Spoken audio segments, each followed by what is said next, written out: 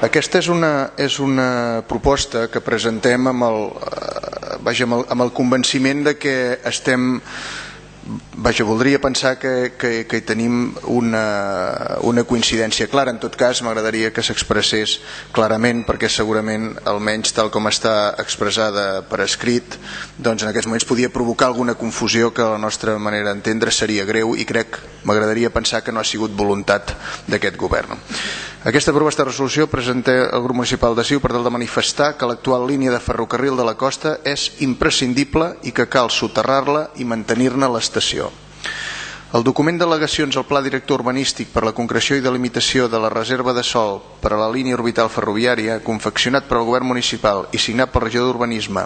del qual se'n va donar compte en Comissió Informativa de Serveis Territorials, defineix com a no imprescindible, repeteixo, defineix com a no imprescindible la línia de la costa perquè condiciona el desenvolupament urbanístic del front marítim i proposa estudiar la seva supressió parlant del seu soterrament només com una segona possibilitat. Davant d'aquesta situació, des del grup municipal de Convergència i Unió considerem que cal un posicionament clar i contundent al respecte, i és per això que proposem al ple l'adopció del següent acord. Primer, l'Ajuntament de Mataró manifesta el seu convenciment que l'actual línia de ferrocarril de la costa, així com l'actual estació, són imprescindibles pel desenvolupament econòmic i social de la ciutat i es posiciona a favor del seu manteniment.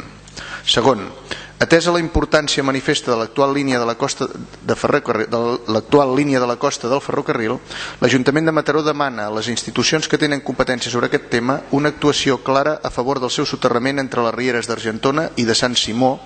per tal de garantir un correcte desenvolupament urbanístic del front marítim. Tercer,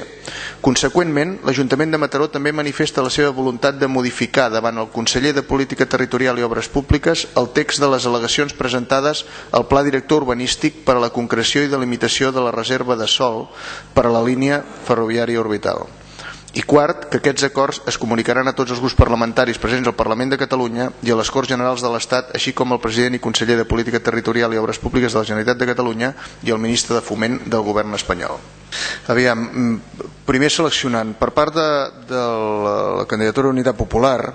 quan ens feia la proposta aquesta del manteniment de la platja de vies, doncs per raons tècniques és descartable, però és que a més nosaltres quan ja fa temps, en temps i forma, quan era l'hora vam presentar unes al·legacions davant del Departament de Política Territorial que anaven amb el sentit de traslladar aquesta platja de vies més enllà de les Cinc-Sénies a l'altre costat del Turó de Mata. Per tant, no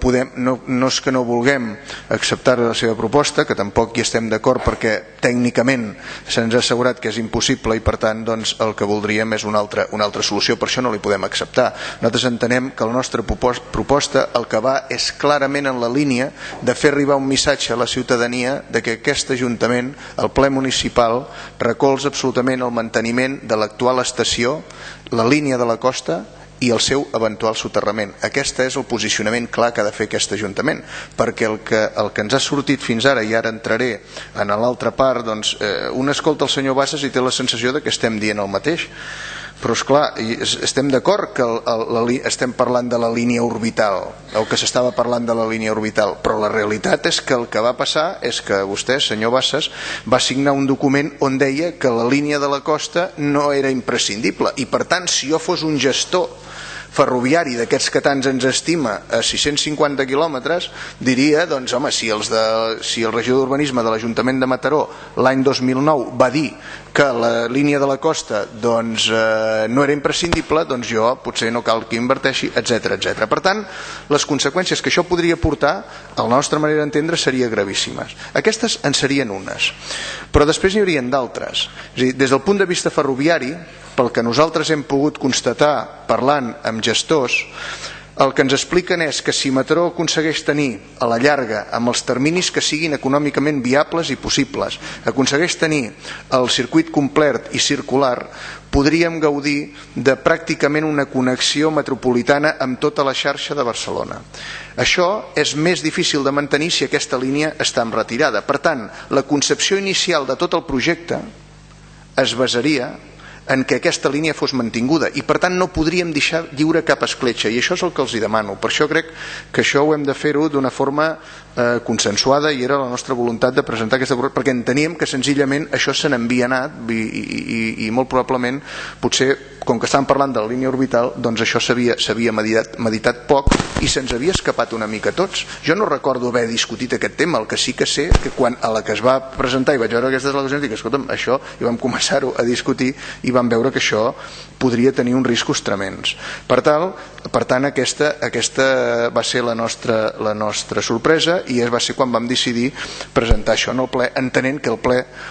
doncs de forma, jo crec, majoritària podria donar suport a que aquesta línia de la costa doncs no la suprimíssim, perquè estem d'acord que el 50% de l'àmbit d'aquesta estació va a la banda de mar i per tant doncs allà no hi podrem tenir construcció, almenys a curt termini, a no ser que algú s'inventi alguna cosa rara, però també tindrem altres estacions que també es trobaran en les mateixes circumstàncies, i el que no podem perdre mai és aquesta circularitat, aquesta línia doncs